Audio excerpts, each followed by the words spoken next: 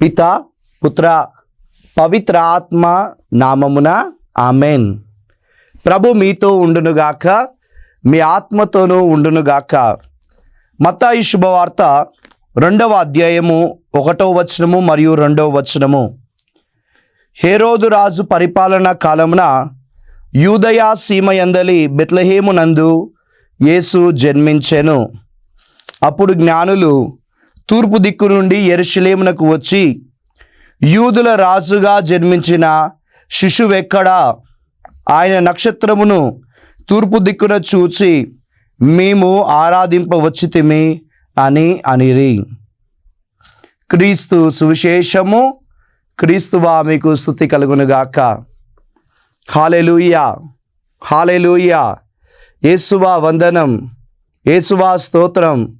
తండ్రి వందనం, తండ్రి స్తోత్రం. ఆత్మదేవ వందనం, ఆత్మదేవ స్తోత్రం. హల్లెలూయా, హల్లెలూయా, హల్లెలూయా.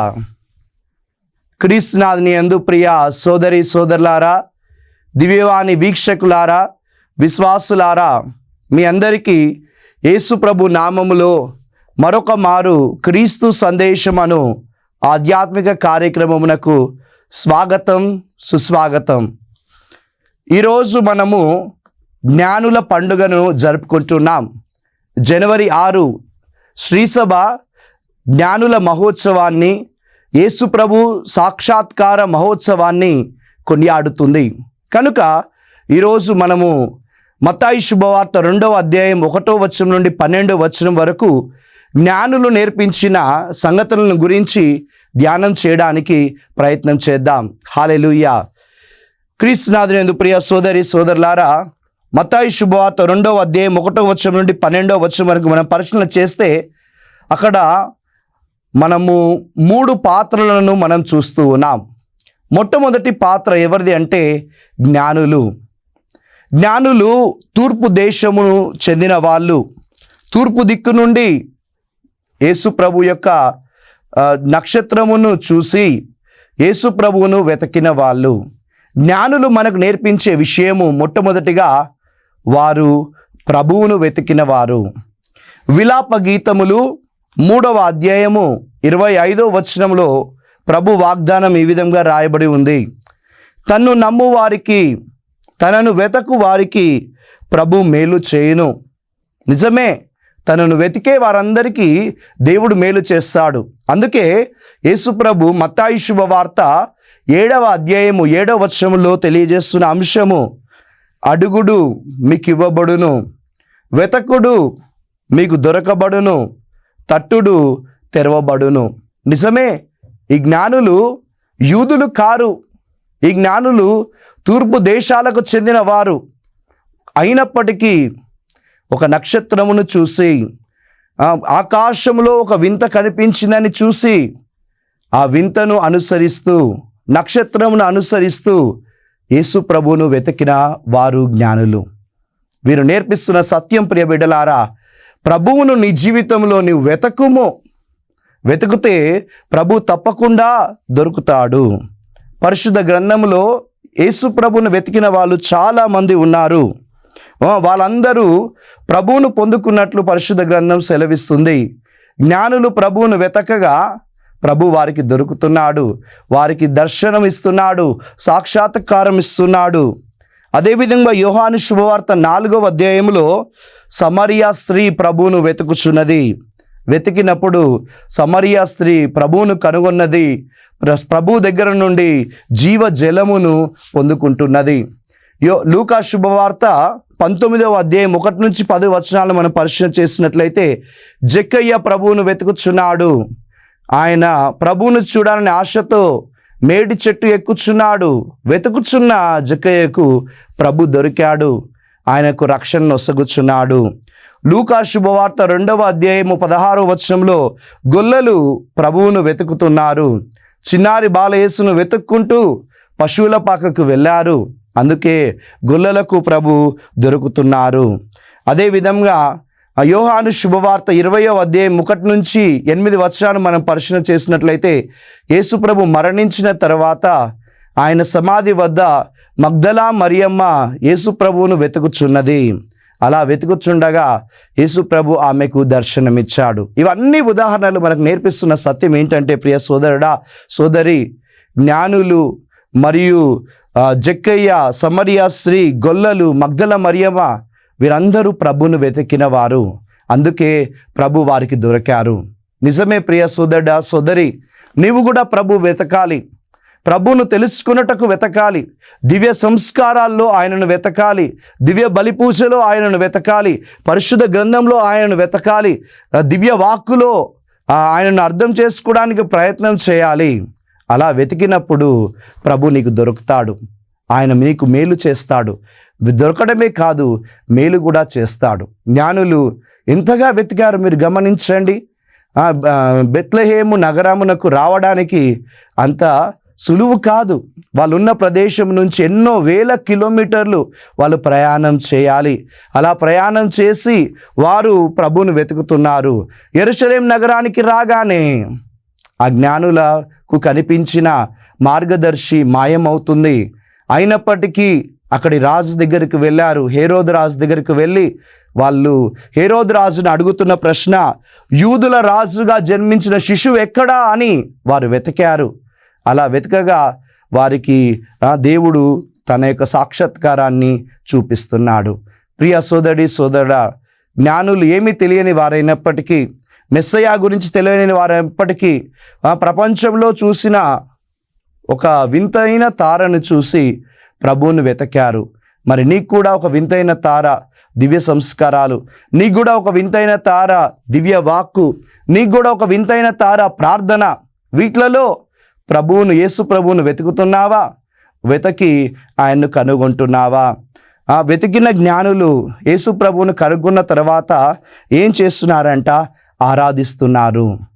ఆరాధించి వారి వద్ద ఉన్న సంచులను విప్పి బంగారము, సాంబ్రాణి, పరిమ ద్రవ్యములను కానుకలుగా సమర్పించారు. జ్ఞానులు వెతకడమే కాదు, వారు కానుకలు అర్పిస్తున్నారు. ప్రియ సోదరి సోదరుడా, ప్రభువును దివ్య సంస్కారాల్లో వెతకడమే కాదు, మరియు ప్రార్థనలో వెతకడమే కాదు, దివ్య వాక్కులో వెతకడమే కాదు, వెతికిన తర్వాత ప్రభువుకు నువ్వు అర్పించాల్సింది కానుక. ఈ వీరు అర్పించిన కానుకలు ఏమిటి? బంగారము, సాంబ్రాణి, పరిమళ ద్రవ్యము. బంగారం దేన్ని సూచిస్తుంది అంటే దేవుని యొక్క రాజరికాన్ని సూచిస్తుంది. సాంబ్రాణి దేన్ని సూచిస్తుంది అంటే యేసు ప్రభు యొక్క యాజకత్వాన్ని సూచిస్తుంది. పరిమళ ద్రవ్యం ఏమి సూచిస్తుందంటే యేసు ప్రభు యొక్క మరణ పునరుత్థానములను సువాసనగా ఈ లోకానికి పరిమళంగా ఇవ్వబడుతుందని సూచిస్తుంది. అనగా యేసుప్రభు రాజని, యేసుప్రభు యాజకుడని, యేసుప్రభు మన కోసం వచ్చి మరణిస్తాడని, మరలా తిరిగి లేస్తాడని ఈ యొక్క జ్ఞానులు ఇచ్చిన కానుకలు నేర్పిస్తున్నాయి. దీన్ని మనం కూడా గ్రహించి యేసు రాజరికంలో, యేసుప్రభు యాజకత్వంలో, యేసు మరణ పునరుత్థానములో, జ్ఞానస్నానంలో మనం పాలు పంచుకుంటున్నామని గ్రహించి మనము కూడా మన హృదయం అనే కానుకను యేసుప్రభుకి ఇవ్వగలగాలి. జ్ఞానులు కానుకనిస్తున్నారు, అట్లానే నీవు గ్రహించుము. యేసు యాజకుడని, యేసు ప్రభు రాజు అని, యేసు ప్రభు నీ కోసం మరణించాడని గ్రహించి నీ హృదయాన్ని ప్రభుకు కానుకగా ఇవ్వగలవా? జ్ఞానులు నేర్పిస్తున్న రెండవ సత్యం ఇదే. నీవు ప్రభువుకు కానుకనిమ్ము. చాలాసార్లు మనము డబ్బును దేవునికి కానుకగా ఇస్తామనుకుంటాం. చాలాసార్లు నగలను కానుకగా ఇస్తూ ఉంటాం, చీరలను కానుకగా ఇస్తూ ఉంటాం, కొన్నిసార్లు మరియ తల్లి వద్ద. కానీ మనం ఇవ్వాల్సిన కానుక ఏంటంటే యేసు ప్రభుకు మన హృదయం అనే కానుక.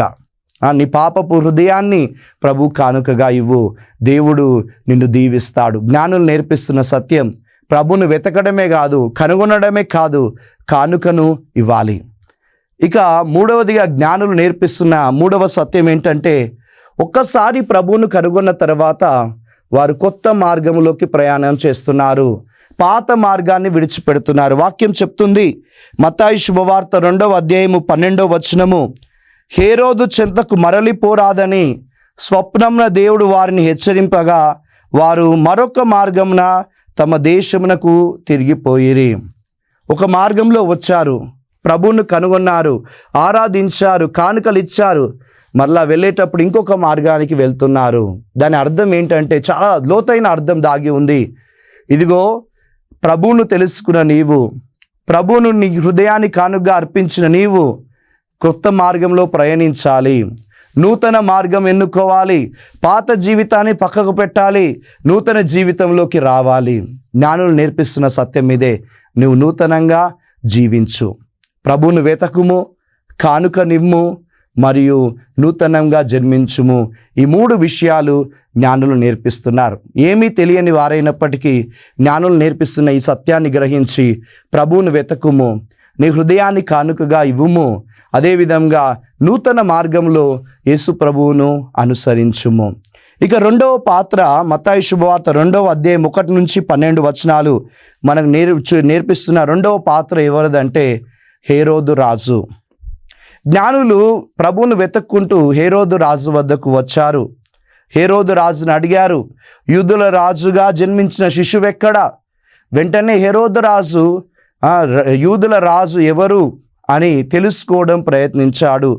ధర్మశాస్త్ర బోధకుల్ని పిలిపించాడు, ప్రధాన అర్చకులను పిలిపించాడు. రాజు ఎక్కడ జన్మించాడో తెలుసుకున్నాడు.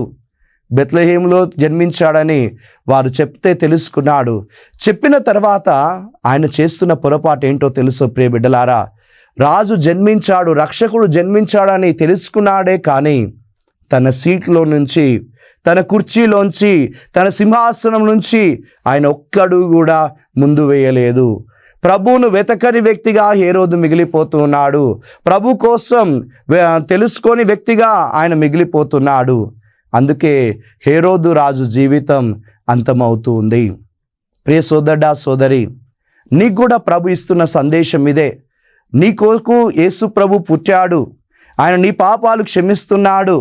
ఆయన తన మరణం ద్వారా, ఉత్థానం ద్వారా నిన్ను మోక్షానికి తీసుకువెళ్తున్నాడన్న సందేశం నీకు కూడా వినిపించింది. మరి నీవు నీ కూర్చున్న ప్రదేశం నుంచి ప్రభువును వెతుకుచున్నావా? కూర్చున్న ప్రదేశంలోనే ఉండిపోతే, ఒక్క అడుగు కూడా యేసు ప్రభు కోసం ముందుకు వెయ్యకపోతే హేరోదు రాజులాగా నీ జీవితం కూడా ప్రమాదంలోకి వెళ్ళే ప్రమాదం ఉంది.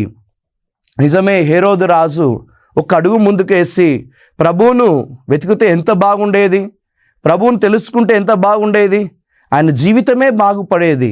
కానీ ఆయన అలా చేయలేదు. పైగా వాక్యం చెప్తుంది, హేరోదు రాజు ఏం చేస్తున్నాడంట? మత్తయి శుభవార్త 2వ అధ్యాయము 13వ వచనము, శిశువును చంపుటకు హేరోదు వెతకబోవుచున్నాడు. అంటే 2 సంవత్సరాలు అంతకంటే లోపున్న బాలులందరినీ కూడా హేరోదు రాజు చంపనించాడు. రక్షకుడిని చంపనించాడు. రక్షకుడిని చంపాలనుకున్న హేరోదు రాజు జీవితం ఏమవుతుందో మీ అందరికీ తెలుసు. ఆయన కాలంలో కలిసిపోతున్నాడు. చాలామంది యేసు ప్రభువుని వెతకకపోగా యేసు ప్రభువును చంపాలని ఆశపడుతుంటారు. నువ్వు చంపాలనుకుంటే నీవే కాలగమనంలో అంతమవుతావు, కానీ యేసునెవ్వరూ కూడా చంపలేరు. యేసునెవ్వరూ కూడా హత్య చేయలేరు.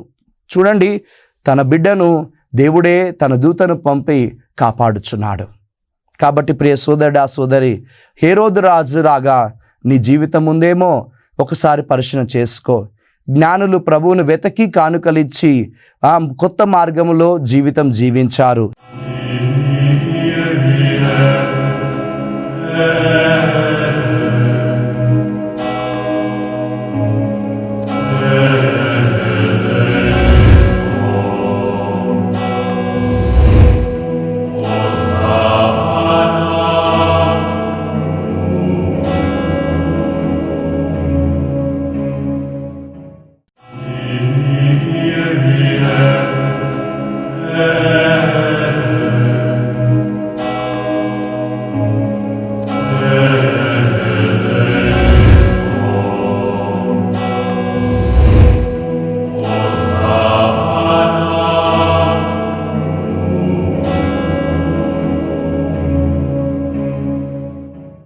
హేరోదు రాజు ఒక్క అడుగు కూడా ముందుకు వేయకుండా తన జీవితంలో యేసు ప్రభువును కోల్పోయాడు. జీవితాన్ని అంతం చేసుకున్నాడు. ఇక 3వ పాత్ర ఈ యొక్క మత్తయి శుభవార్త 2వ అధ్యాయం 1 నుంచి 12లో మనకు కనిపించి 3వ పాత్రలు ఎవరంటే ప్రధాన అర్చకులు, ధర్మశాస్త్ర బోధకులు. నిజమే, ప్రధాన అర్చకులు, ధర్మశాస్త్ర బోధకులు యేసు ప్రభు ఎక్కడ పుట్టారు అని హేరోదు రాజు అడిగినప్పుడు వాళ్ళు ఏం చేస్తున్నారంట? దేవుని యొక్క గ్రంథాన్ని విప్పుతున్నారు. విప్పి వాళ్ళు చదువుతున్న అంశము మత్తయి శుభవార్త 2వ అధ్యాయం 6వ వచనంలో రాయబడి ఉంది. యూదా సీమయందలి బెత్లెహేమా, నీవు యూదా పాలకులలో ఎంత మాత్రమును అల్పమైన దానవు కావు. ఇజ్రాయేలు రాజు నాయకుడు నీలో నుండి వచ్చును. ప్రియ సోదరుడా, సోదరి, ప్రధాన అర్చకులకు, ధర్మశాస్త్ర బోధకులకు తెలుసు యేసు ప్రభు ఎక్కడ పుట్టాడని. వాళ్ళు వాక్యం ఎరిగిన వాళ్ళు, దేవుని గ్రంథానుసారము దేవుని గ్రంథంలో యేసు ప్రభు మెస్సయ్య ఎక్కడ పుడతాడో అని తెలుసుకున్న వాళ్ళు వాక్యం ఎరిగినా సరే బెత్లెహేమునకు వెళ్ళలేదు, యేసు ప్రభువును వెతకలేదు. చాలామంది మనలో ఇలానే ఉంటారు. వాక్యమును చదువుతారు, వాక్యము ప్రకారం జీవించడం మాత్రం వారికి తెలియదు. వాక్యమును చదువుతారు, కానీ వాక్యంలో ఉన్న లోతైన అర్థాన్ని తెలుసుకున్న తర్వాత కూడా యేసు ప్రభువును సమీపించకుండా వారి మనోనేత్రములు మూసుకుపోయి ఉంటాయి. ఈరోజు ప్రధాన అర్చకులు ఆ రోజు ప్రధాన అర్చకులు, ధర్మశాస్త్ర బోధకుల పరిస్థితి కూడా ఇదే. వాక్యంలో బెత్లెహేంలో యేసు ప్రభు పుడతాడని తెలుసుకున్నారే, కానీ నిజంగా ప్రభువును వెతికిన వారు కారు ఈ ధర్మశాస్త్ర బోధకులు, ప్రధాన అర్చకులు. అందుకే వారి జీవితం కూడా ఈ యొక్క పరిశుద్ధ గ్రంథంలో మరలా రాయబడలేదు వారి యొక్క జీవితం గురించి. ప్రియ సోదరుడా, సోదరి, చాలామంది ఈ రోజుల్లో వాక్యాన్ని తెలుసుకుంటున్నారు, కానీ వాక్యంలో ఉన్న యేసు ప్రభు యొక్క విలువలను పాటించకుండా ఉన్నారు. విలువలను పాటిస్తే, విలువల ప్రకారం జీవిస్తే యేసు ప్రభువును వెతికినట్టే. అప్పుడు నీవు యేసు ప్రభు సాక్షాత్కారాన్ని నువ్వు పొందుకోగలుగుతావు. ఈ 3వ పాత్రలు ప్రధాన అర్చకులు, ధర్మశాస్త్ర బోధకులు, వారు వాక్యం తెలుసుకున్నారు, కానీ దాని ప్రకారం ప్రభువును చూడలేకపోతున్నారు. మరి నీ జీవితం ఎలా ఉంది?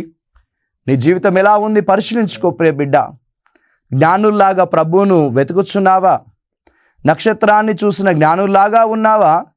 దాని ప్రకారం ప్రభు దగ్గరకు వెళ్తున్నావా? రెండవదిగా హేరోదు రాజులాగా ఉన్నావా? ప్రభు పుట్టాడని తెలిసిన ప్రభువును చంపడానికి నీవు ప్రయత్నిస్తున్నావా? మూడవదిగా ఈ ధర్మశాస్త్ర బోధకులు, ప్రధాన అర్చకుల్లాగా వాక్య ప్రకారము జీవించకుండా ఉన్నావా? ఇదిగో ఈ జ్ఞానుల పండుగ నిన్ను ఆహ్వానిస్తుంది, జ్ఞానుల్లాగా మారుమని. వారి నక్షత్రాన్ని చూసి వాళ్ళే నక్షత్రాలుగా మారారు. వాళ్ళ నక్షత్రాన్ని చూడడమే కాదు, నక్షత్రంను పట్టుకొని యేసు ప్రభు దగ్గరకు వెళ్ళి వారు ఈ లోకానికి నక్షత్రాలుగా మారుతున్నారు. ప్రియ సోదరుడా, సోదరి, నీవు కూడా ప్రభువును వెతకి నీ హృదయాన్ని కానుగ్గా సమర్పించినప్పుడు నీవు కూడా మరొక నక్షత్రం అవుతావు. అనేక మందికి వెలుగునిచ్చే నక్షత్రంగా నువ్వు మారుతావు. ప్రభు అంటున్నారు కదా, మీరు లోకమునకు వెలుగు. నిజమే, మన జీవితం వెలుగుగా మారాలంటే మొదటగా ప్రభువును దర్శించాలి, ప్రభువుకు నీ హృదయాన్ని కానుగ్గా అర్పించాలి. కానుగ్గా అర్పించిన తర్వాత కొత్త మార్గంలో ప్రయాణం చేయాలి. అప్పుడు నువ్వు తప్పకుండా మరొక నక్షత్రం అవుతావు, మరొకరికి వెలుగునిస్తావు, మరొకరికి యేసు ప్రభువును చూపిస్తావు. అదే పునీత మదర్ తెరెసమ్మ గారు చేస్తున్నది. మదర్ తెరెసమ్మ గారు కలకత్తా నగరములో ఒక టీచర్గా పనిచేస్తున్నప్పుడు ఆమె జీవితము అంతగా ప్రత్యక్షం పరచబడలేదు. ఎందుకంటే ఆమె జీవితం ఆమెకే రుచింపలేదంట. ఒకరోజు ట్రైన్లో ప్రయాణం చేస్తున్నప్పుడు ప్రభు ఆమెతో మాట్లాడుతున్నాడు. అనాథ పిల్లలను చూసిన, అభాగ్యులను చూసిన ఆ తల్లి ప్రభుతో అంటుంది, ప్రభువా, వీరందరికీ వెలుగునిచ్చుటకు ఎవరినైనా పంపుము. అందుకు ప్రభు అన్నాడంట, యేసు ప్రభు అంటున్నాడు, నిన్ను చేసింది, నిన్ను మలచింది ఇలాంటి ప్రజలకు వెలుగునివ్వడానికి. వెంటనే ఆ అమ్మ ప్రభు మాట విన్నది. ప్రభు మాట ప్రకారం ఆమె యేసు ప్రభువును అనాథల్లో, అభాగ్యుల్లో వెతికినది. ప్రభు మాట ప్రకారం అనాథలకు, అభాగ్యులకు సేవ చేయడానికి తన హృదయాన్ని అనాథల కొరకు, అభాగ్యుల కొరకు యేసు ప్రభుకు అర్పించింది. అందుకే ఆమె మరొక వెలుగుగా మారుతుంది. అనేక మందికి యేసు ప్రభునిచ్చే మరొక నక్షత్రంగా ఆమె మారుతుంది.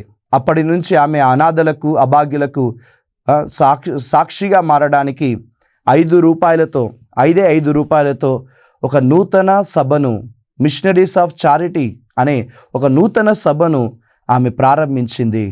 ఆమె తన జీవితంలో అనాథల్లో, అభాగ్యుల్లో యేసును వెతికింది. తన హృదయాన్ని ప్రభువుకి అర్పించింది. మరొక నక్షత్రంగా మారుతుంది. కాబట్టి ప్రియ సోదరా, సోదరి, నీ జీవితం కూడా ఇలా రూపొందాలని ప్రభు ఆశపడుతున్నాడు. ప్రభువును వెతకుము, ఆయనకు నీ హృదయాన్ని అర్పించుము.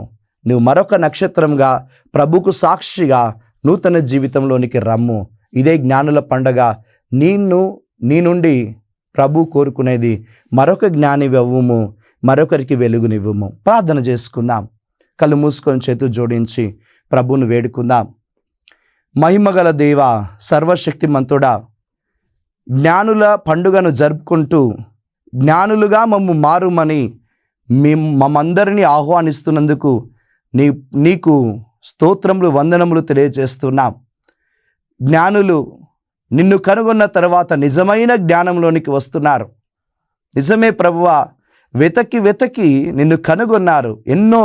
ఎంతో దూరం ప్రయాణం చేసి నిన్ను కనుగొన్నారు. ఆ జ్ఞానుల్లాగా మా జీవితం కూడా అంధకారంలో ఉండకుండా జ్ఞానంలోకి రావాలి ప్రభువా. జ్ఞానంలోనికి రావాలి అనగా, నీ కృపను పొందుకోవాలనగా నిన్ను వెతకాలి. మా హృదయాన్ని నీకు అర్పించాలి.